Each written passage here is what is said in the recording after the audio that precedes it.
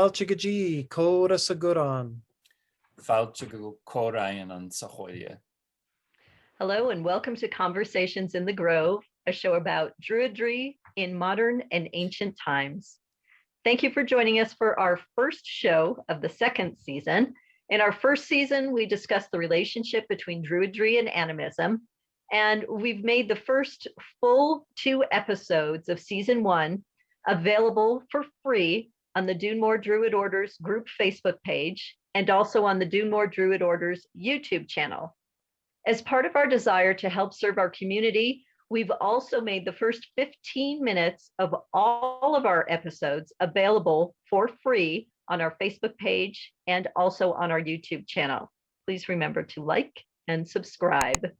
If you'd like to support our efforts, please consider becoming one of our valued Patreon supporters by going to patreon.com/conversationsinthegrove. Our Patreon supporters have access to all of our full hour-long episodes, in addition to many other perks. Before we get started today, we'd like to take a moment to express our gratitude to the Native American ancestors of the Pike Peak region of Colorado Springs, and this is the area that we all reside. And now here's Ben. He's going to lead us in our opening prayer. All right, so today we thought we'd go with a classic of the Druid tradition, the Song of Aurian. I am a wind across the sea. I am a flood across the plain. I am the roar of the tides. I am a stag of 7 points. I am a dewdrop fallen from the sun. I am the ferocity of boars. I am a hawk nesting on a cliff. I am a height of poetry. I am the most beautiful among flowers. I am the salmon of wisdom, who is both the tree and the lightning that strikes it, who is the dark secret of the dolmen not yet hewn. I am the queen of every hive. I am the fire on every hill. I am the shield over every head. I am the spear of battle. I am the 9th wave of constant return.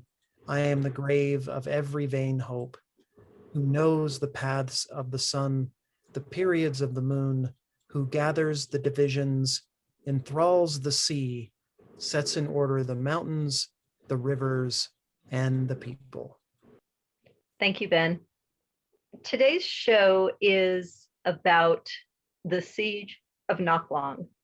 What is the reason behind your desires to have us use this as a starting point for season 2? The reasons are manifold, but I could probably summarize the primary reason by saying that this text, to me, is a remarkable specimen of Middle Irish insular literature in the sense that it really preserves, more than any other manuscript that I'm aware of, at least a full-length, narrative manuscript like this. It really preserves a vision of pre-Christian sacral tradition and of Druidical tradition in particular, in a way that I think is just phenomenal. Because if we consider that this was penned by Christian scribes, monastic scribes, and no doubt it was passed down orally for many generations before that. But the fact that this was written by Irish Christian monastic scribes, and that there's not really a scrap of anything Christian in it, not even, often in these narrative manuscripts, you find at the end where the scribe puts a little sort of disclaimer, like, I've recorded these things, but I assure you that I am not a pagan and that I don't support these views. We're merely recording the history of the people, well, whatever. Yeah. Nothing like that here. I mean, it's just a straight out traditional ancient narrative, and some of the threads of this narrative, some of the descriptions of the characters and the things that they do and say are clearly extremely archaic. And from the perspective of scholarship, of course, that's really intriguing. I mean, it's a phenomenal thing. And also, I think Ben and I both have this feeling that it's a tale that for those who have studied Celtic traditions, Gaelic traditions in particular, and who have studied contemporary Druidry or ancient Druidry in a contemporary context, this is something that's only little scraps are generally quoted in books, even academic books. It's just, you find little pieces of the narrative here and there, particularly something like Magrois invocation, "O God of Druids, my God above all others," which no doubt we'll talk about later. You see that quoted here and there, but in terms of the whole story, it's something that very few people today have been exposed to, from what I can tell. And it's so rich and so multifaceted and so dense with this archaic material that I think it's a shining jewel of Irish insular tradition. Ben, how about you? What prompted you, or what inspired you to suggest that we start with this particular myth as the first episode for season 2?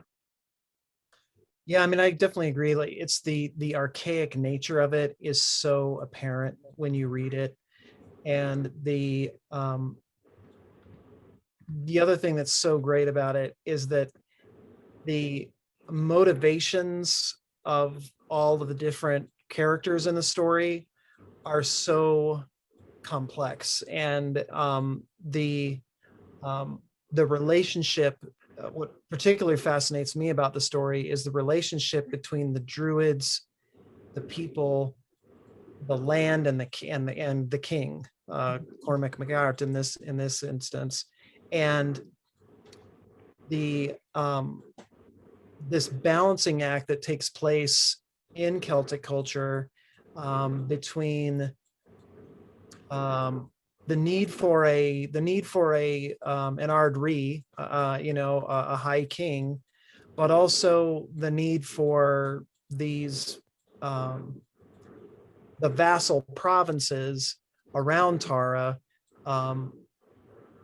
and their needs as well. And then the incredible detail that it gives you on the tribute and how giving tribute sets an example that will bind your children and possibly your children's children to that same tribute in the future, and the commonality that the Druids have between each other, obviously from a common source of education, at least from my perspective, but also the steadfast allegiance they own to their own tribe and their own people. And it just,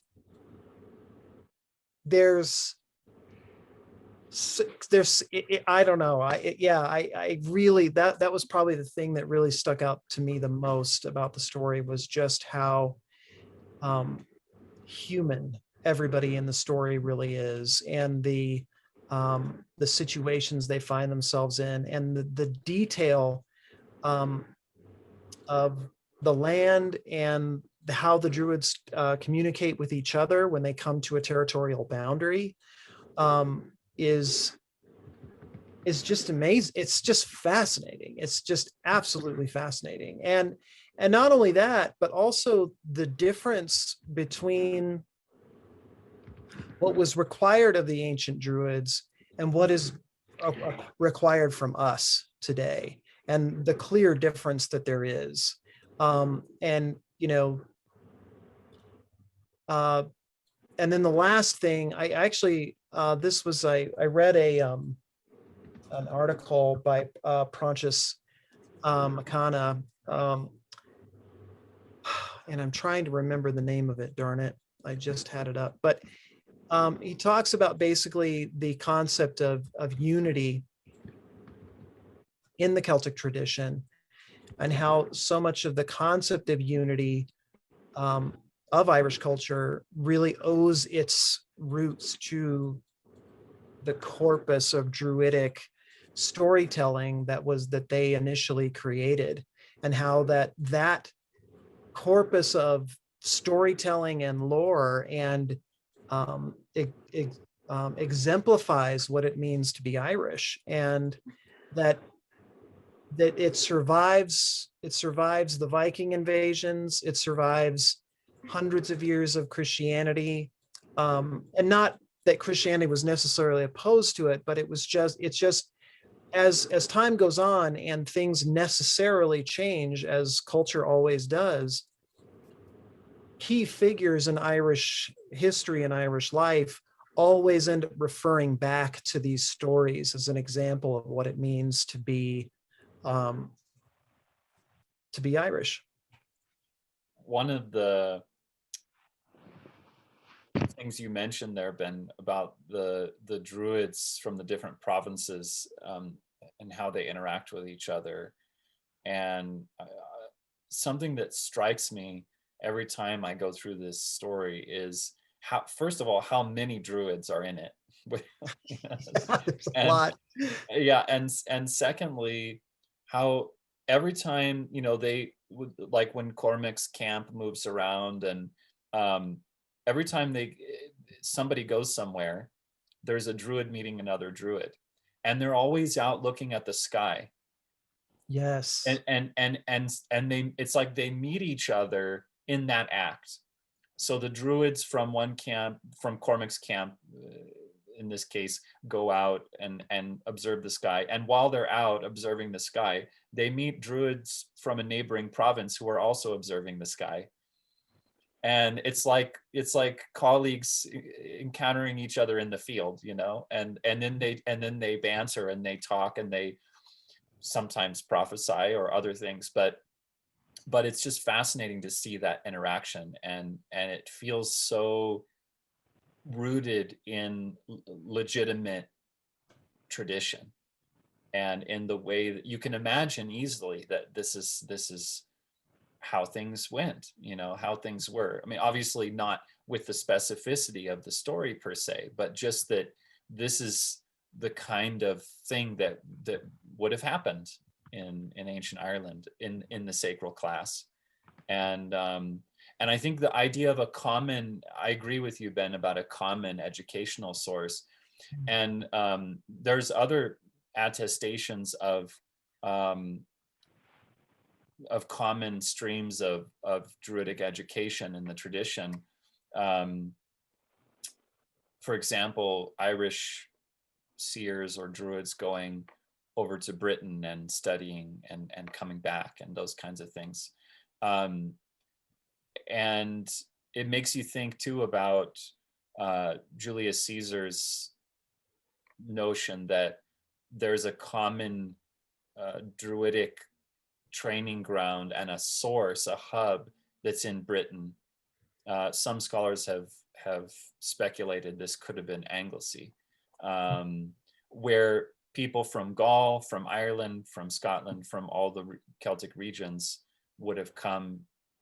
Not that they all necessarily did, but perhaps to reach a certain level of education or formation, or to approach a particular mode of study, they would have gone to that common school. That is fascinating, and no doubt in Ireland there was a microcosmic version of that in some way, that there were common colleges, Druidic colleges, if you will, where people trained, and from different provinces they knew each other and they spoke a common dialect. And by that I mean not just in a purely metaphorical sense, but also there's this attestation which comes up in this text, and is something I'm working on a lot in my own academic work right now, which is the Beirla Fili, the language of the poets, the Right. dark speech, the obscure, secretive language within a language that the poets or seers spoke to one another, and the Druids as well, of course. And so you can imagine this common milieu of theology and spiritual formation and practice and story and poetic meter and all the traditions that they would have been formed in, all sort of housed in this common language that they could speak with one another and have no one outside of that milieu of training understand. Or, as it's sometimes been said, those listening from the outside understand one surface valence of meaning, but the druids or poet seers that are speaking together understand, you know, potentially many more valences of meaning underneath that. So these folks who are not trained in the sacral class hear one thing, while those who are hear something entirely different, or multiple things entirely different. So I just thought of those dimensions as you were talking, Ben. I think those are really tantalizing crumbs within the story.